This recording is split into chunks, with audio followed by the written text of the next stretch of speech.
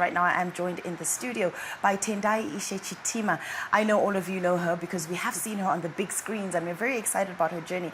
And she's kind of going to unpack her journey for us, and how much it has taken for her to get to where she is right now. Tendaiishe, good morning to you. Good morning. Very good to have you in the studio with us. Thank you for having me, Marisa. You look fantastic. We were I love your look. Okay. Everybody loves your look, and then we were just talking about how bold you are to be bold. Exactly. That was the point. I'm bold. Why did you go this direction? Well, I recently moved back to Zimbabwe. Okay. And also I think I needed a fresh start. It's funny because a lot of people not a lot of people, some women, when a big life transition happens, we sometimes express it through our hair. Right. So that was kind of like what happened. I've been going through a lot of changes in my life. So I was like, why not just also change my hair? That's very good. I mean, speaking about changes, I mean, you started off with Cook-Off, obviously, and that was over in 2017. Yes. And obviously the years have progressed. You've been in like a couple of productions as well, television as well, media and stuff like that. And speaking of the change of you being in an international country, also, you were in South Africa, weren't you? Yeah. So South Africa and then coming back to Zimbabwe. What is the picture like in a few words? Of my career? No, of you coming back, that transition from South Africa to Zimbabwe. I feel like it's a coming back to myself. Okay. Yeah, I know. I don't want to be too deep, but it feels like I'm coming back to myself, like to my own identity, and to like. I've decided I want to build a Zimbabwean brand in Zimbabwe, because people know me in South Africa as a Zimbabwean actress anyway. Yeah. So I was like, why not just build from here? You know. So it feels like I'm coming back to myself, and I feel so happy to be back. Yeah. Honestly, it was very daunting because sometimes you're afraid that maybe, am I gonna get the same opportunities? Yeah. But I am optimistic, and I am excited for the future. I know I'm privy to some projects that are coming. Yeah. So I'm like, let's do this. I'm really excited about what's to come.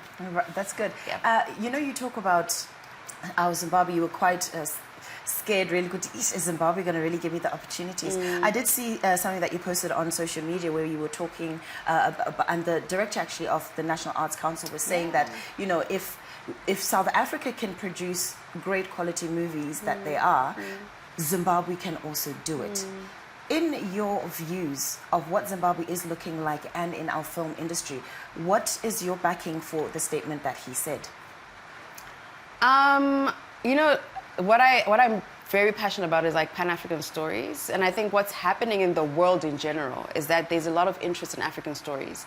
So we as Zimbabweans are part of that movement. We mustn't say, oh, it's for the Nigerians or it's for the South Africans. No, we are part of those Pan-African stories, and there are people who are interested in helping us tell our stories. Yeah. I think that's what he meant. They are partners. They are people who are interested. Yeah. And I think it's up to us now to meet that challenge, to say, okay, these people are interested in investing in us. How do we meet them and give them the quality stuff that they're looking for? You know, how are we preparing ourselves? I think that's the question we should be asking. Are we ready? When the person comes and says, I want to invest in the film industry, are we ready?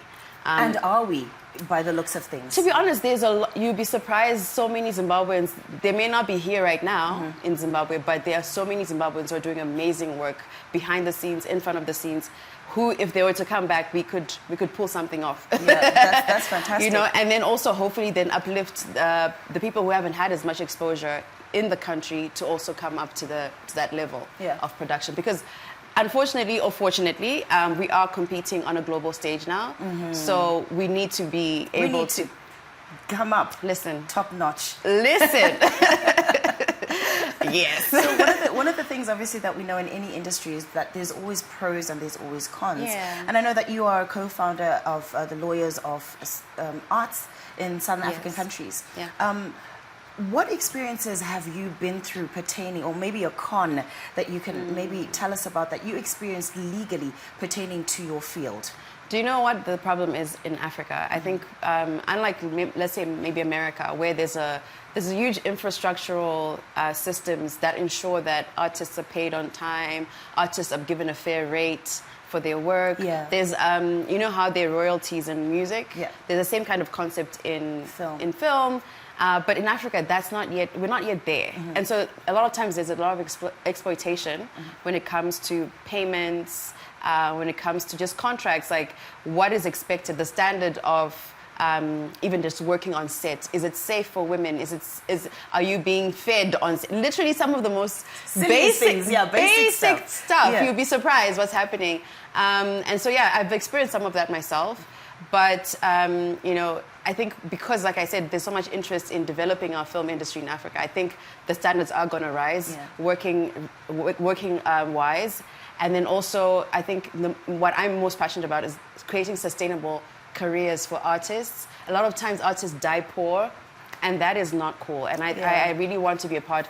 That's why we started the organization, because we want to actually, you know, get artists to maybe get insurance, health insurance. Some people are not, because we don't have full-time employment, we don't have certain benefits that full-time employees have. How do we create a buffer, a support system for artists and creators on the continent?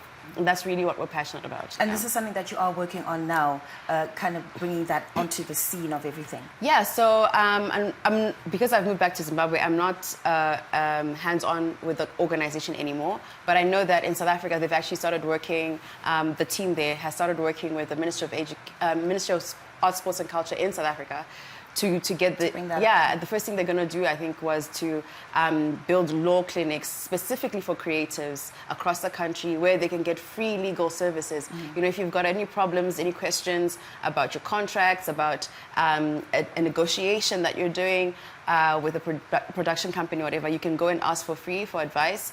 And also, yes, we are trying to get like insurance. Hopefully, maybe we can expand so it's not just in South Africa. Right, and it comes back home. Yeah. And listen, you are the port of call, really. You're coming back with it and partnering with people who are also really discussing some of these major issues that need to be changed, really, in the film industry. So yesterday I was watching G20. Did you? Oh, my word. I was like sitting at the edge of my chair. My palms are sweaty. What a thrilling, action-packed movie that you were a part of. Okay, so this is an international movie. You got to rub shoulders with amazing people, Viola Davis, Marseille, you know, all of these people that you got to rub shoulders with. That experience for you, Tendai, I know somebody is watching right now and thinking, how on earth did she get to be there? I act, and I'm stuck here in Zimbabwe. I don't have those opportunities and things like that. How did that opportunity kind of come up for you? Do you know? It's called, how do you say it in Shona? Shungu. I don't know. Like, literally, like, I'm a very stubborn person. Okay. I've always wanted to be an internationally recognized actress. Like, that's like one of my major like goals in life. I want to be known around the world. Like, I don't know why, but I just want to be at the top of the game. And so when I was in South Africa, I went through a little bit of a dip. I changed agents and all kinds of things. But then I decided that I was going to move to Cape Town because Cape Town has a lot of international productions that are shot there. It's a beautiful place. So like all the people want to shoot in Cape Town. So I decided to move to Cape Town. I was sleeping on my friends' couches for like a few weeks and months, trying to get work. And while I was at one of my friends' houses, actually couch surfing, my agent told me that there was an opportunity for me to do a table read for this movie. So a table read is just basically like they'd already cast everyone, they were ready to film, but they were just reading the script out loud for the director to kind of hear, you know, how what it sounds like. Exactly. So then I'm there, but then I decided, because I was pushing so hard. You know, when you're in the season of like you're hungry. Yeah, like it's my time. Like something has to work. So I decided I was going to see the director before I left that room, and I was going to tell her that who I am. I didn't even think I was going to get a role. I was just going to tell her who I am. I wanted to introduce myself. And so I did. I made sure, you know, and then she asked me, who are you? What's your story? And then I said, I'm a Zimbabwean actress. I just moved to Cape Town. I'm looking for international work. And she's like, do you want to be in my movie?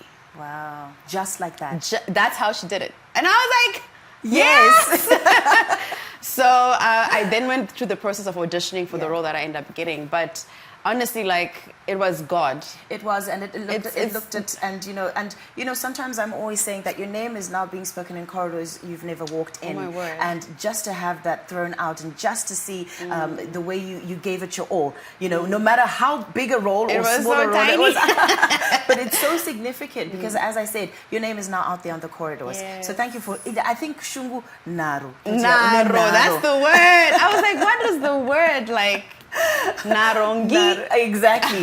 We're running out of time, Tendai, but right. what kind of parting words would you have to say to somebody who's just watching you and who's also just proud of you, or who wants to be where you are? I'll just say, don't give up on your dreams and just have faith. Yeah. Anything is possible. Like, God can do anything at any time, like when you least expect it, but just keep going. Yeah. Yeah. That is incredible. Yeah. Ladies and gentlemen, Tendaiishe Chitima, she's joined us. She was in the new movie G20. It is out now, so you can actually have access to it. Brilliant, brilliant movie. And, I really thoroughly enjoyed the whole thing. And also just to have Africa, South Africa, you're just hearing South Africans. And the language, you know what I liked about it the most? There was no fake accents. No. It was all real.